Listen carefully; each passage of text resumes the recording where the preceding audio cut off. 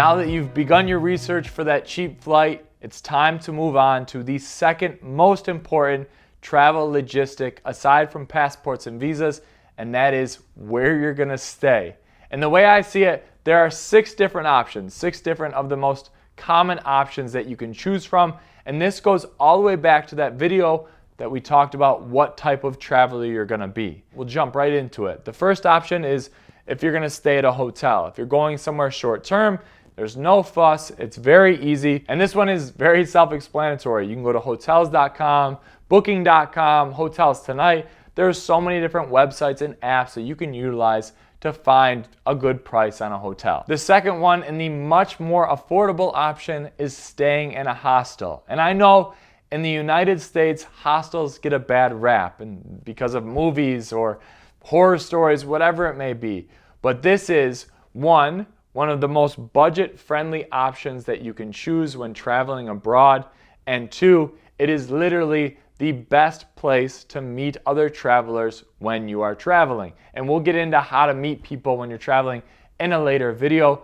But this is, if you're under 25 years old, you should definitely stay in a hostel when you're traveling. It's so easy, it's cheap, relatively safe. You meet a ton of different people. You learn about other places where you can go. It is a great resource for you. For me, I stopped staying in dormitory style hostels at about 30 years old when I started valuing my sleep more than I did the cost. And now you can still stay in hostels in private rooms. Most hostels have private rooms available for an extra fee, of course, but it is a great community of travelers and I highly recommend it if you're just starting out and you're traveling on your own. The third option is to stay local. Stay with friends if you have them internationally, friends of friends, or couch surfing or house sitting. Again, there's a lot of different apps and websites you can use for this as well. Couch surfing is one of the most popular around the world. Even if you don't use it for staying in someone's house, you can use it for getting coffee, going out and getting drinks, having meetups.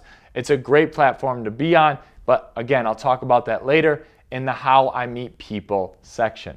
And the fourth accommodation option is roughing it. Camping or buying or renting an RV. I actually met a lot of people when I was traveling through Australia who had bought or rented an RV in, let's say, Sydney, drove it around the country, and then sold it back in Sydney or Melbourne or wherever they ended up. And this is a great way to see a country on your own terms. And it also can save you a ton of money on accommodation in the process, especially if you can sell off your gear or your rig at the end of your trip. And the fifth option is joining a volunteer or work program that will pay or subsidize your housing. And this could be woofing, this could be Workaway. There's a lot of different platforms online that you can find different projects where you can go and you can stay and eat for free. Sometimes they're even paid. And this is a great way for you to travel for a longer period of time without breaking the bank. And now the sixth and final accommodation option that I want to tell you guys about is my personal favorite,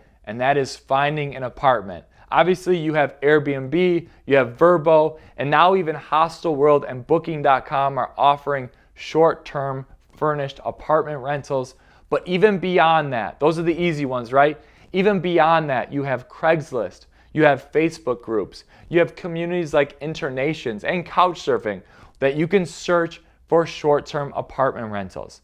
And one suggestion on top of this is I would try to get roommates or a sublease because you won't have to deal with international leasing laws and being able to provide banking information and all that stuff.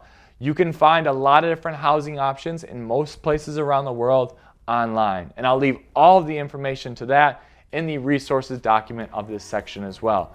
So find an apartment, get a hostel, stay in a hotel, join a volunteer program, rough it, go camping, or stay local with couch surfing or house sitting. These are 6 of the most common options to find cheap, affordable accommodations whenever you're traveling. All right, let's keep moving.